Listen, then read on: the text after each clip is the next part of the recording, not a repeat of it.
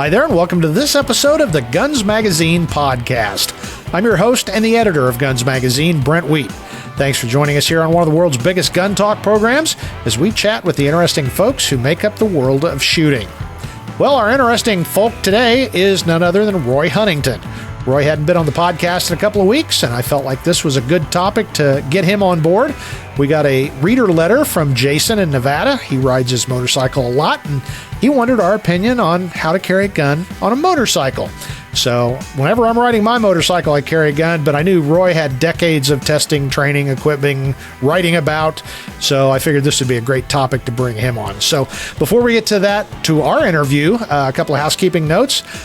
Make sure that you like and subscribe the podcast. That makes you part of the Guns Magazine family, and it really helps support what we're doing here.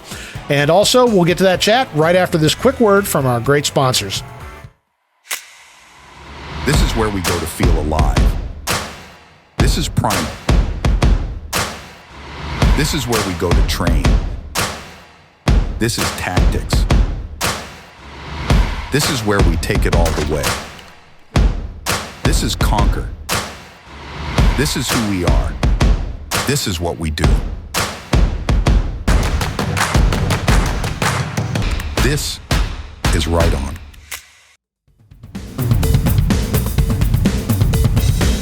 Well, good afternoon, Roy. Welcome back to the podcast after a few weeks' absence. Well, you've dragged me kicking and screaming. What do you want me to do? Well, okay, I'm going to spring something on you. This is hot freshness. I did mention it last week because it was just off the presses, but there it is. Oh. Roy's book, The Insider. It is 20 plus years of indiscriminate deliberations on timely topics. So, I don't even have one. I don't have one yet.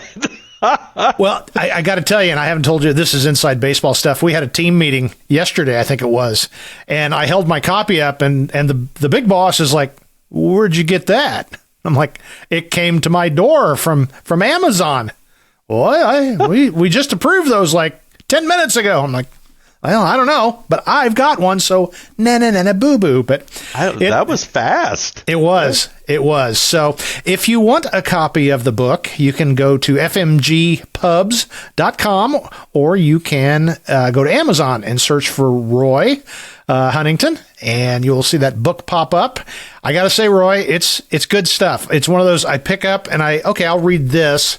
Well, then I want to read a little more. Next thing you know, you've wasted a lot of time. So what a cool book. So well, I appreciate that. I really do. If they go to Amazon and type in FMG Publications, you'll get our channel there, or our station, and you'll see Duke's book, and you'll see, all the other books that we've been doing there. And so I'm proud to be a part of it. And, on there, I think I called it a shooter's bedside reader, and I think I should have also said a shooter's bathroom reader, maybe, because they're kind of bathroom size reads. Maybe. Exactly. So, exactly. Right. Well, thanks for bringing that up, and I'm surprised you have it already.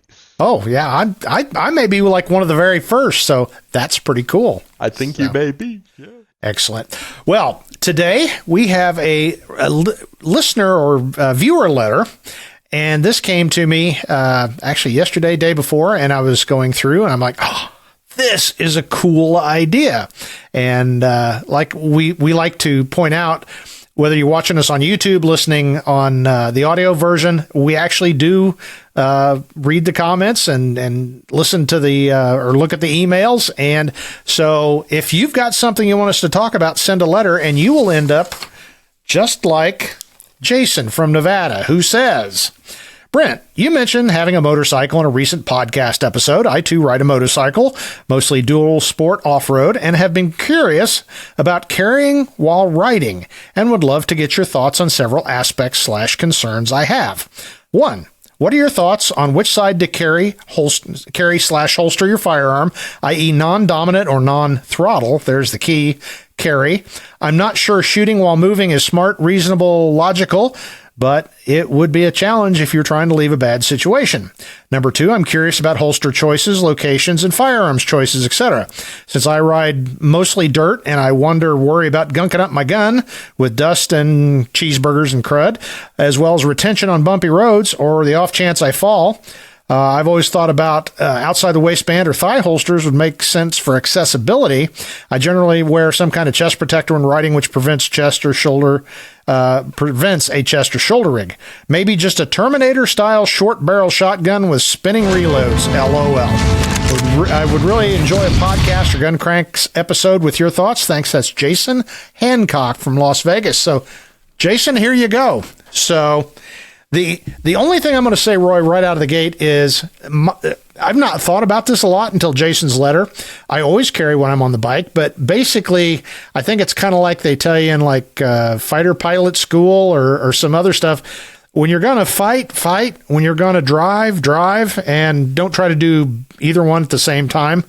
And that would kind of be my thought. So I can't imagine being on a motorcycle and engaging in a running gun battle. I know they do it on television all the time, but I just think that would really go south really fast. So your thoughts?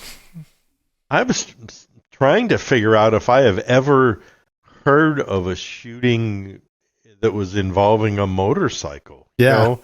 I mean, in the States, I think in Europe it seems to happen now and again. Yeah. But I really can't think of a thing. I agree completely. It's like you should ride your motorcycle or shoot to defend yourself, but don't do both. Yeah. You will fall down, Well, and it's kind of like, go ahead, finish your thought. Well, the other thing is, it's like in cars. People say, well, what gun should I carry in my car? And it's like, well, you're in a 4,000-pound weapon, and not only that, you're in a weapon that you can flee in if you need to. And so, I've been riding motorcycles for, 45 years, probably, or longer than that, 50 years. And I've always had a gun or something somewhere. But if something's happening and you think, oh, this is a dangerous situation, or why is that guy pulling up next to me or something like that, well, then roll that throttle on and get out of the way. Exactly. Yep.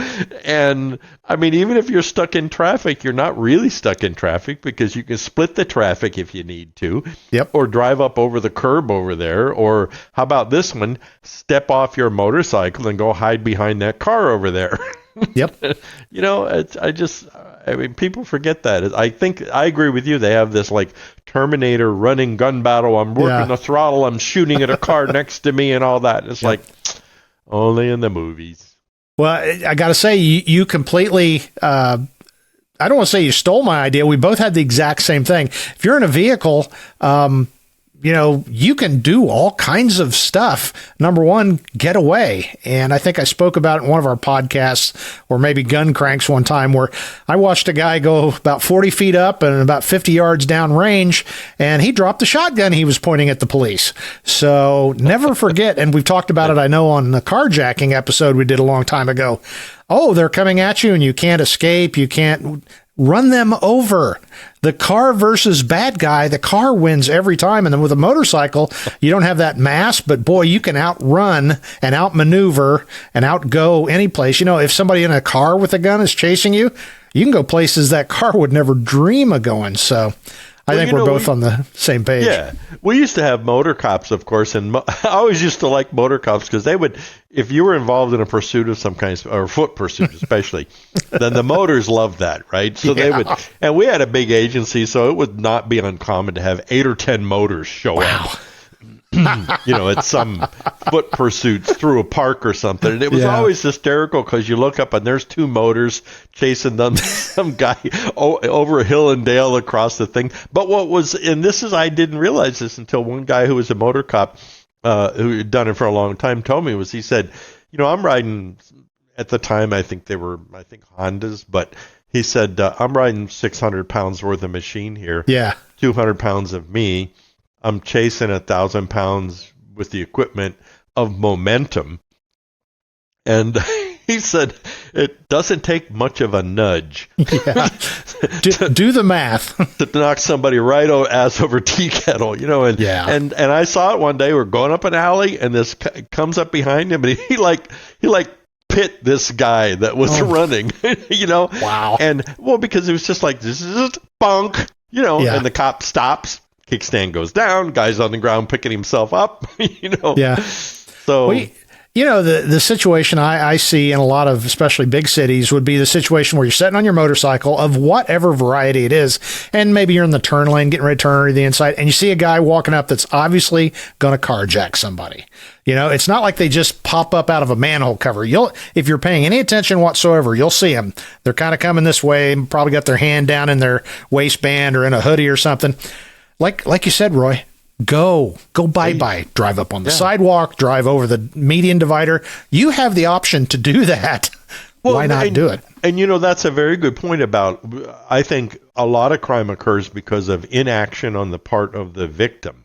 Yep. And we've said this many times. What do they always say? I couldn't believe it was really happening to me. Yeah. You know? And so I always like to err on the side of being conservative. And so, like you say, if I'm stopped in traffic or making a right turn, I look over and there's what looks like, I don't like the way this guy's looking. I don't like his hoodie. I don't like his hand in the pocket. Well, then don't wait and see if you've made the right decision or not. Just first gear, boom, off you go. If you want to dial 911 around the corner, that's fine. Yeah. And if you get stopped by the police, what better? Why did you run that light? See that guy right there? I think he's getting ready to carjack somebody. Oh, okay. Well, you have a nice day. I'm going to go over here. Yeah, that's exactly right. No, as far as carrying a gun, I think the reason I carry a gun when I'm on a motorcycle is so I have a gun when I get wherever it is I'm going. Exactly. That's where a lot of people don't. For some reason, they think, well, I'm riding my motorcycle, so I need to have this gun available while I'm riding the motorcycle. And there are ways you can do that. For me, I always wear a high visibility jacket when I rode my motorcycle, and they have outer pockets, and so I would generally have a J-frame or something like that in an outer pocket, and there you go. Right hand or left hand? Well, I don't know. Well, that's up to you. You know, the only time I would draw that gun and shoot it is if I was stopped. Yeah. And so I wouldn't need my hand on the throttle, and I shoot a lot better right-handed than I do left-handed. So my gun was always in the right side. So. Having said that, I often had an ankle gun in my left ankle holster too, so that was mostly so I had a gun when I got someplace. Yep. And but that's what I would probably do if it were me. As far as that guy who's riding his dirt bike, man, I don't know. I don't really know how badly are you going to need a gun out riding a dirt bike. I'm not sure, but they make those. They're like handlebar bags. I think if I were him, I would put some kind of a gun in one of those little handlebar bags right there that's got a zipper or something. And at least you have something at hand. Well, that kind of leads us right into really the part of the question that I do think is a concern, because I've thought about it and I wondered about it, is retention. And I noticed real quickly when I started riding that having even an inside the waistband holster, I always worry about you hit a bump wrong, you move wrong. It's one thing to lose a gun when you're standing in line at the bank. That's not good. But it's another thing if you hit a bump wrong and suddenly your gun goes flying down the interstate at 75 miles an hour. So the way I chose to fix that, and I'm not saying this is the right answer, but I use a pocket gun. As we know from our previous episodes recently, I'm a big fan of the little J-frame in my pocket, but when I'm riding the motorcycle, A, it's really convenient, and B, I feel like there's the holster has retention, and just from the way my jeans are cut, I don't wear cool guy skinny jeans because I'm not a cool guy skinny guy. But when that gun is in my pocket and my foot is up on the pegs, I feel it would really take an act of Congress and some incredible bad luck for that gun to somehow get out of that pocket. Now, I guess that depends on the cut of your pants, how your equipment fits, all that. But that's how I do it. So your thoughts, Roy? I remember when I first was on the Chula Vista Police Department in the middle 70s as a reserve. They had like 3 motor cops, and I vividly remember, because it was a topic of discussion in one of our meetings, that one of the motor cops had been in a relatively small accident. These were the days of just thumb snap kind of holsters. Yeah. And he lost his gun and went skidding across the the asphalt. And ever since then, I always thought about that. That's why I don't really favor a holster when I'm riding a motorcycle, for 2 reasons. Number one, comfort. I don't really want to be poked and, you're slumping, you're changing, you're getting on and off the bike and all that kind of stuff. But also it's the retention idea, because if you get off that motorcycle and now you're flopping around on the road, sliding down, grinding your helmet down, all that kind of stuff, and your gun gets out and goes skidding off into the ice plant or something, well, that's not cool. Mm-hmm. That's why I like mine in a protected pocket or something like that. I mean, dare I say it, maybe a fanny pack might even be in order in some situations. Exactly. And, I've admitted I'm securing my man card. I do wear a fanny pack on occasion, especially when I'm mowing. The other thing is, and he spoke to it, if he's wearing a chest protector, he couldn't do this, but I do like my chest rigs. And they're not just for guns. You can keep a lot of good stuff in there, and it's handy because there's really nothing you carry right here. So it makes it very convenient, and it seems like that's kind of a new hotness again in the pack industry. There's a lot of them out there now. So yeah. That's one option. One thing I didn't care for, the thigh rig. Yeah, it looks cool. When I was on SWAT, I was so proud to have that thigh rig strutting around and look at my gun on my thigh. But I don't think motorcycle, for any reason, it would be a good thing, especially for retention.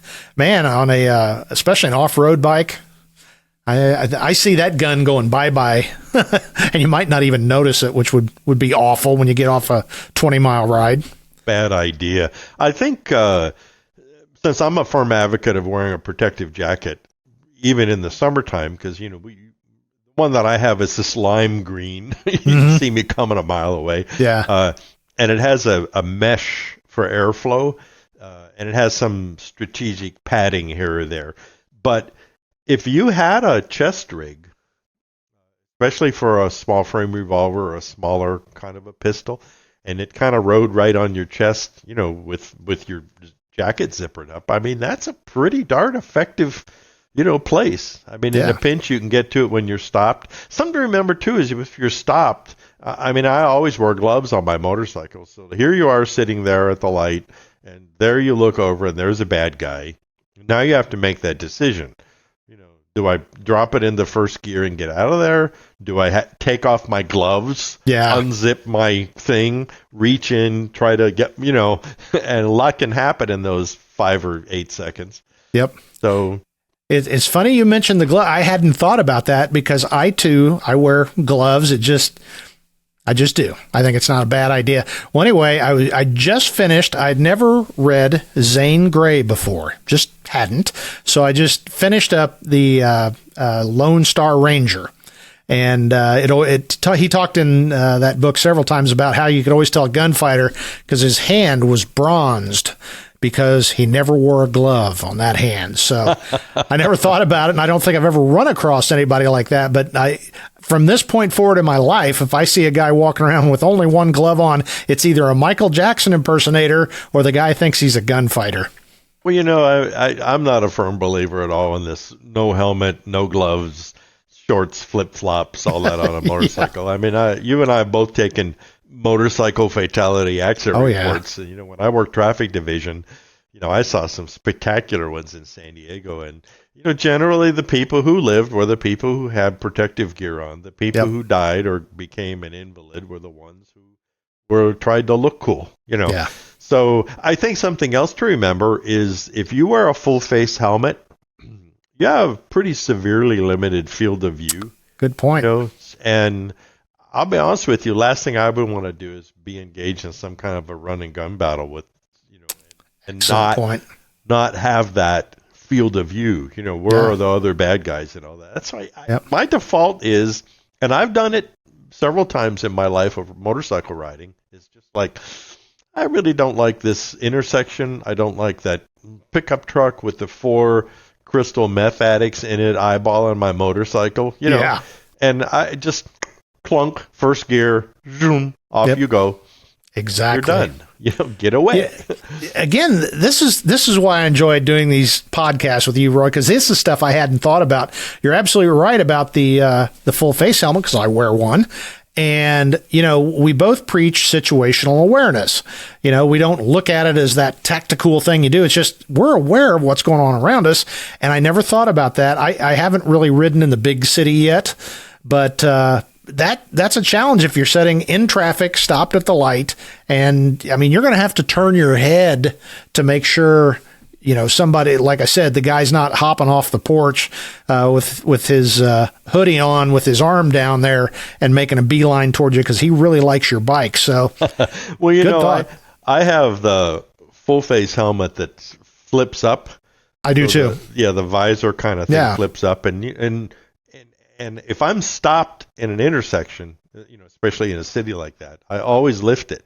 Good point. And because you can see car coming over here that you didn't see before. You see the pedestrian step off from your peripheral vision, which you would not normally have.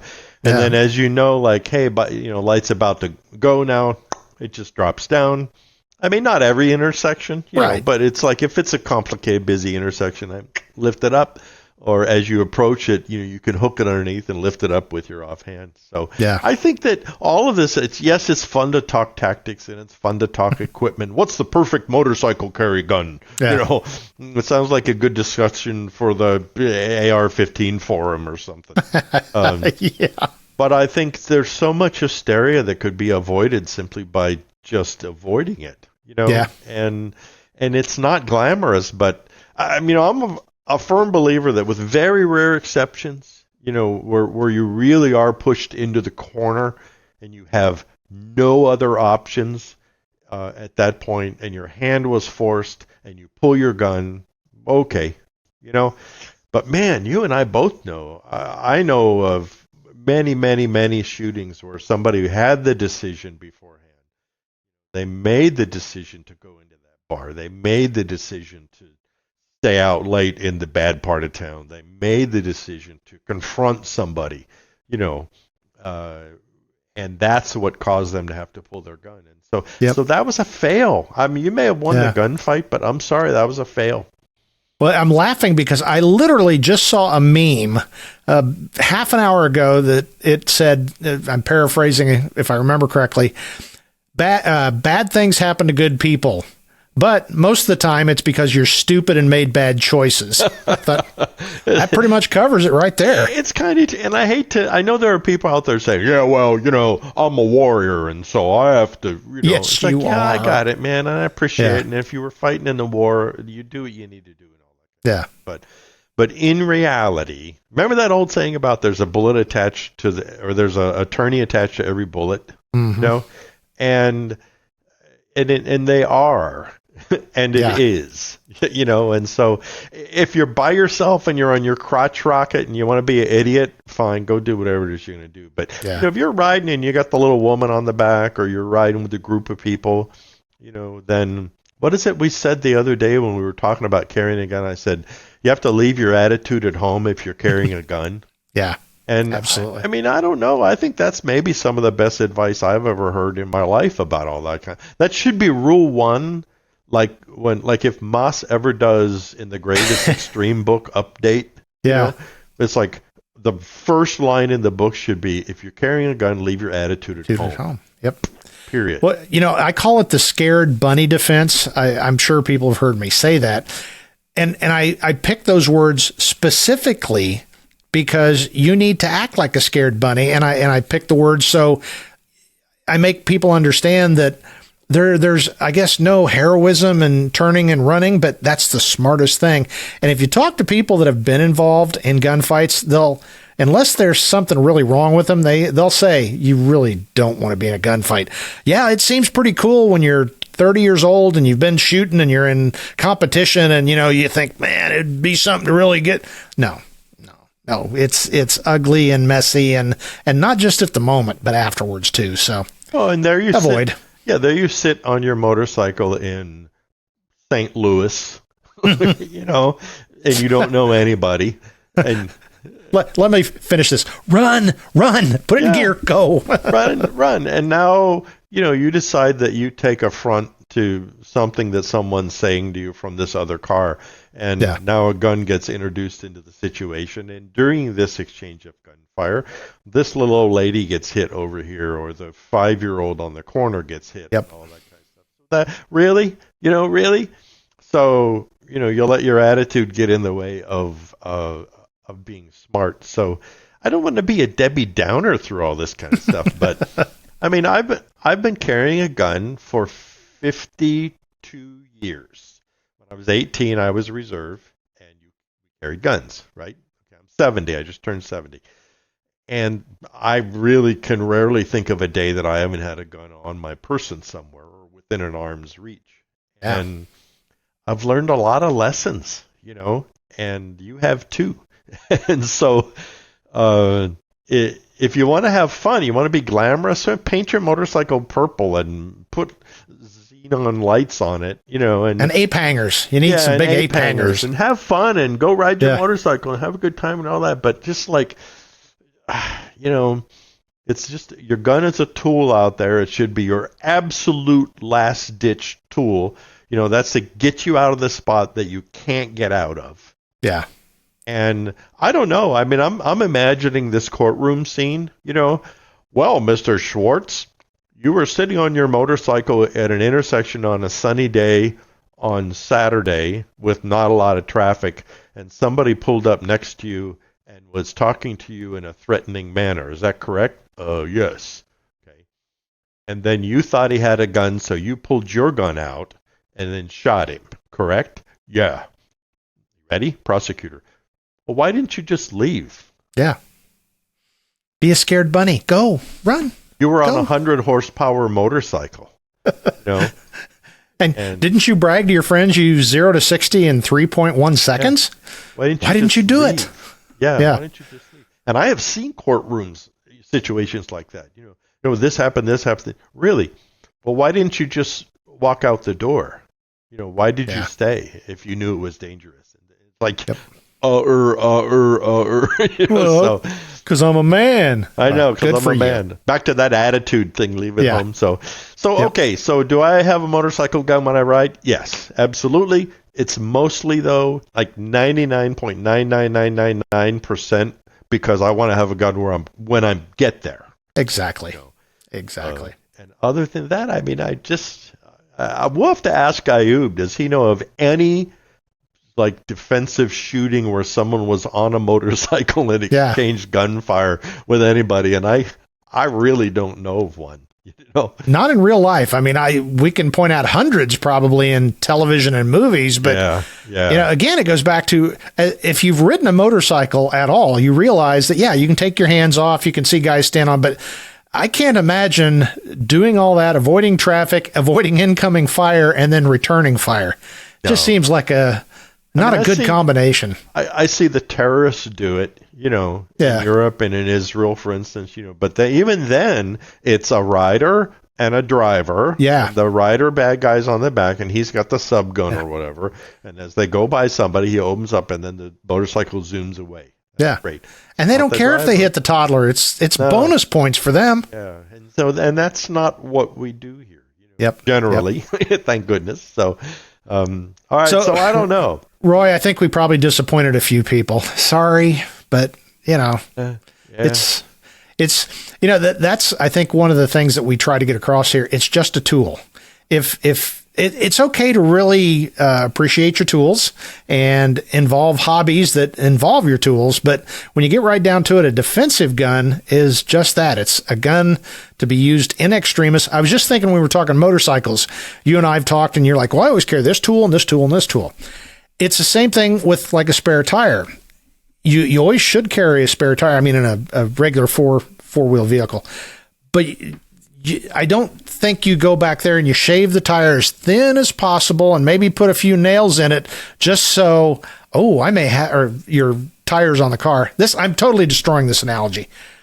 You take the tires on your car, you shave them down, you put some nails next to them just so you have the opportunity to use that spare tire.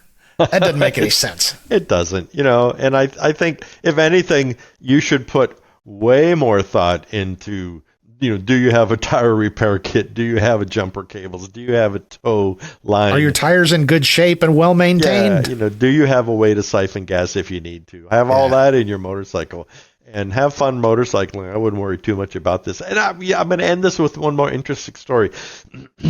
Our motors, at one point on the police department, San Diego PD, they wanted to have shotguns on their motorcycles. Right? So I was on Officer Safety Task Force Committee, and so we kind of nosed around a little bit. And we looked at it, and at some level, you think, maybe, they're kind of, split traffic, get there before anybody. You never know. Maybe that could be the case. We had revolvers, and so we did some research, and we actually found out that there was a couple of small towns in the LA area. And maybe not too small. I think Huntington Beach rings a bell. I think they were one of them. And they actually had little any other weapon short-barreled 870s. And they rigged up like a scabbard behind the seat. You know what I mean? Like a riding a horse kind of scabbard like that. Yeah. And you remember the old mechanical locks, shotgun locks, that had the push button. And so there were those, right? So they were safe if they went inside and had lunch or something. But they found out an interesting thing that in pretty much no time at all, the ammunition that was in the magazine pointing down, right, would basically rattle itself loose. Oh, and really? And so the crimp would start to come open. Yeah. And then it was not unusual for them to pull the shotgun out and buckshot would roll around on the ground and stuff. Oh my gosh. And they would be very erratic. So they would get like a standard pressure load and then a low pressure load. And so finally what they did, as I recall, they went to all brass shotgun shells, circa World War II and World War I. Yeah. And with this like super crimp on them. And even then they had to like rotate them regularly. And so finally after a little while they went like, this is kind of a stupid idea. Let's not do this now. Nowadays it may be different because they have all those little folding Caltech 9mm, little sub-looking guns and stuff. So maybe that's a good idea. You put it in one of your bags or something. But so if the guy in the desert, if you wanted to have Arnold Schwarzenegger's shotgun on your motorcycle, that would be a really bad idea. Okay, don't do that. Wow. Well, I hope we answered everybody's questions here, or at least the ones we could come up with. And we're interested in leave us a comment down here. We spend a lot of time going down through these comments. And if you're listening on audio only podcast, drop me a line at editor@gunsmagazine.com, and I can always get stuff over to Roy. And don't forget buy the Insider, the book. Buy the book. Always be ready to buy the book. So. All right. Well, Roy, thank you so much. And as always, gave me some food for thought, and hopefully same with our audience. So anyway, thanks a lot.